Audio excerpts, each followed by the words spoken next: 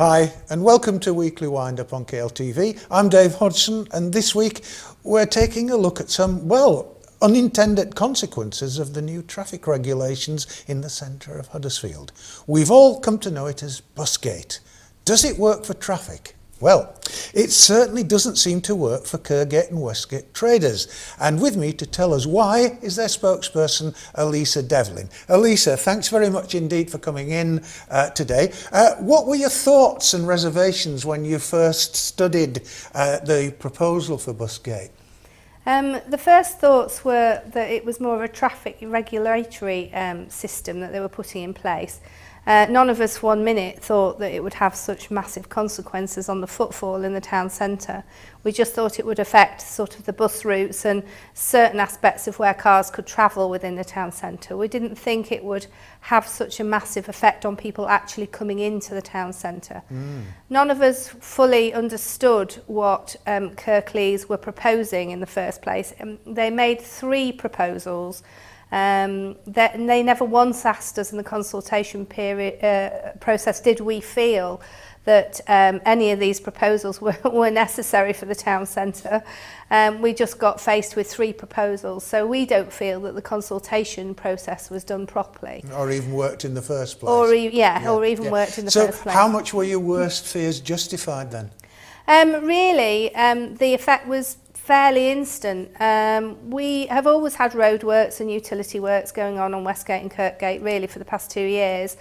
And okay, it did affect footfall. I'm not saying it didn't. Periodically, when the roadworks were really bad, obviously there was an effect of cars couldn't come in, so therefore, but there was some effect on trade. However, since February, since the bus gates were introduced, really within 2 weeks, you noticed a massive increase in congestion, huge congestion on the ring road due to traffic not being able to circulate and go actually through the town centre from one end to the other.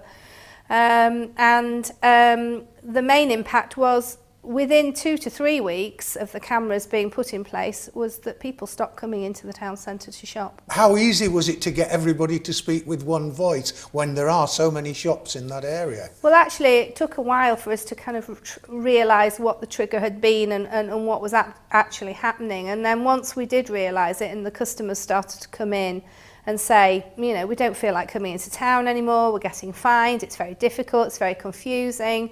The feedback from our customer base really made a group of about 5 or 6 retailers get together, and then from that point we formed the Huddersfield Town Centre Action Group and have now 61 members who are small businesses in the town centre, which is quite a majority of the small retailers, really, small independent retailers have come on board. Now, it didn't take much persuasion. I think we all kind of twigged at the same time at what was actually happening to the town centre.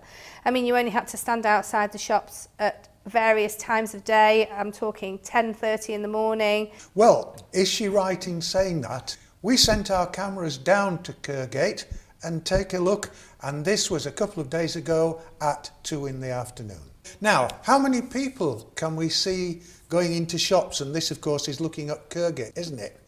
No, the footfall is massively 2 declined. o'clock, and what can we count? 10 people? Yeah. This is looking down Westgate. Again, shops on the left. Nothing. That's actually outside my shop. Yes. And that is the normal state of play now on an afternoon in Huddersfield. Nobody and actually, there. I can say it's even worse on a Saturday.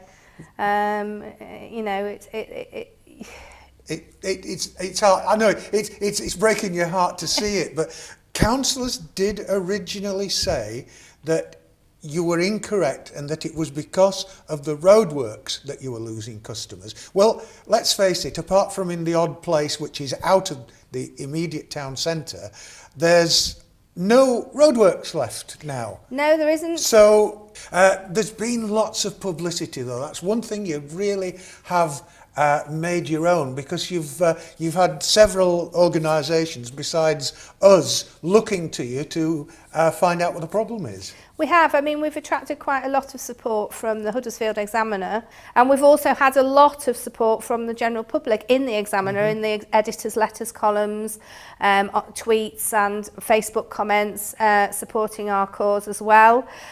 We did a recent deputation to the council outlining how concerned we are on the run-up to Christmas, how it's going to affect trade, and that traders were now bedding in for the worst Christmas we've had since the recession, due to the Busgates and due to the lack of footfall and due to less and less people coming into the town centre.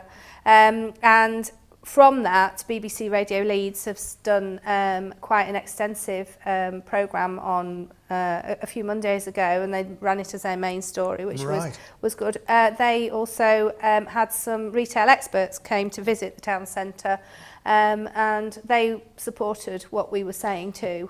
Generally, they reckon that you were right about. So you've done kind of all you can, haven't you? But you were going to meet the council, and it's not happened. We have had several meetings with the council. We had a meeting with the people who were responsible for the Busgates, which did end in a bit of a storm, really, because we found them not very obliging and slightly patronising to our cause, even though that we were representing 61 businesses. They were intent on brushing us aside, which wasn't very constructive. However, since the BBC programme, Barry Shearman has now got on the bandwagon, and hopefully he will pressurise the council into coming up with either a reduction in the scheme or some kind of pause in the scheme to help with Christmas trading. Unfortunately for us, it's too late for 3 of our members who've actually now given up and come out of town centre trading and actually got jobs elsewhere. Right. So there's 3 more premises in the town centre that are empty. Yeah, for sale or to let outside. Yeah, because the council are prolonging this process, which we don't feel is fair. We need, people they're trading at 30% down in trade. If you're doing that every month, then, certain businesses will really be struggling now, and they need to act. Yeah. So on the whole, looking in the medium to long term, how optimistic are you that you might at least get this scheme amended, if not revoked? We are in the process of handing over our petition. We've got all the final signatures in. We've got approximately 3,000 signatures from customers and local traders, and basically town centre users, which we are going to present to the council at the next opportunity we can. We will demand that they review it, because it must be hard to ignore with the amount of press coverage they've had, the amount of retail experts telling them they're wrong, and also if they must be blind, they need to get out of their desks, out of their offices, go and walk around town, go and talk to the traders, and they will all tell them exactly what they've told me. Otherwise, it will be a load of empty shops, more empty dirty shops. Windows, tatty looking buildings, and more people will leave the centre. Yeah, it's not just the Busgates, there's other issues like parking. They need to address the parking issues, especially going forward with the new HD1 development, which seems to be gaining momentum. If they're going to offer free parking at the HD1 development, then that's going to impact the town centre even more, which is a major worry for us town centres traders. So from your own point of view, are you sticking to it, or is it making you think, I don't know? Oh no, we're definitely sticking to it. Good on We've you. got nothing to lose.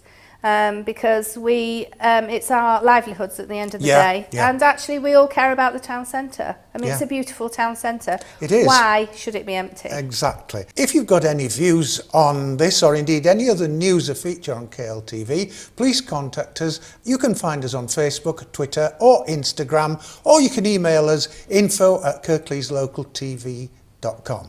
My thanks also to News Desk and KLTV crew for putting the programme together, and to you, dear viewer, for watching. Stay healthy. Goodbye from me, Dave Hodgson.